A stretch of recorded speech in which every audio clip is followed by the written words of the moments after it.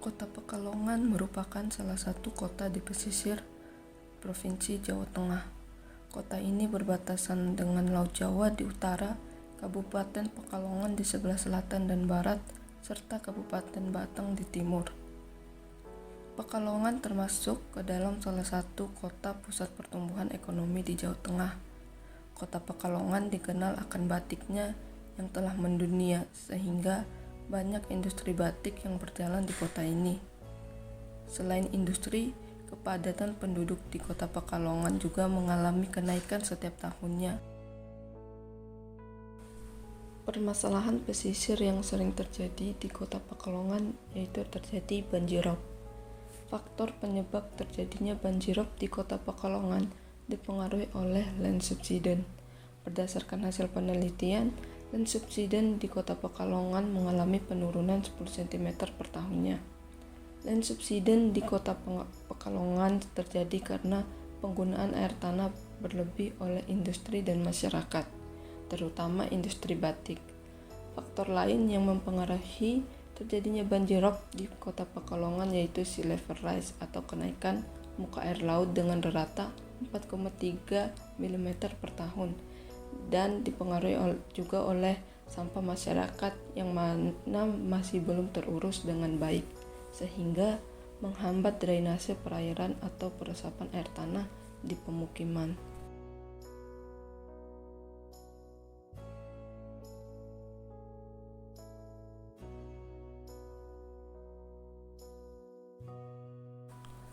Masuknya air laut ke daratan melalui dua jalur utama yaitu Sungai Benger dan Sungai Loji yang tidak mampu menampung air laut yang masuk dikarenakan tanggul laut sungai di beberapa titik telah jebol, serta adanya pendangkalan akibat sedimentasi, sehingga air langsung masuk ke daratan. Akibat dari tanggul pantai jebol, kota Pekalongan mengalami kemunduran garis pantai. Dinas Pekerjaan Umum Provinsi Jawa Tengah mengonfirmasikan bahwa kerusakan tanggul pantai dan mundurnya garis pantai di Kecamatan Pekalongan Utara semakin bertambah dari tahun ke tahun, baik lokasi maupun jarak kemunduran garisnya. Berdasarkan laporan BPBD Pekalongan, pada tahun 2018, wilayah pesisir Pekalongan yang terdapat banjirop ada di 5 kecamatan pada 20 desa di Kabupaten Pekalongan dan 1 kecamatan pada 7 kelurahan di Kota Pekalongan. Banjirop tersebut telah berlangsung bertahun-tahun dan menjadikan kawasan yang terkena dampaknya menjadi pemukiman kumuh karena infrastruktur dan fasilitas umum yang tidak berfungsi. Peristiwa banjir di Kota Pekalongan menjadi sorotan yang perlu ditanggapi dengan serius dikarenakan banjir di daerah ini terjadi tiap tahun tanpa terkecuali. Untuk itu, diperlukan pihak-pihak yang terlibat dalam penanganan banjir atau biasa disebut dengan stakeholder. Pihak utama dalam penanganan banjir ini yaitu ada pemerintah pusat dan daerah, dalam hal pembuatan kebijakan daerah terkait sebab, akibat, dan solusi terkait banjirop tersebut. BPBD Pekalongan melakukan upaya penanganan darurat banjir seperti melakukan pendataan, evakuasi terdampak, penyaluran bantuan logistik, dan membuat tanggul sementara dari Karunggoni sebagai penahan ombak air pasang.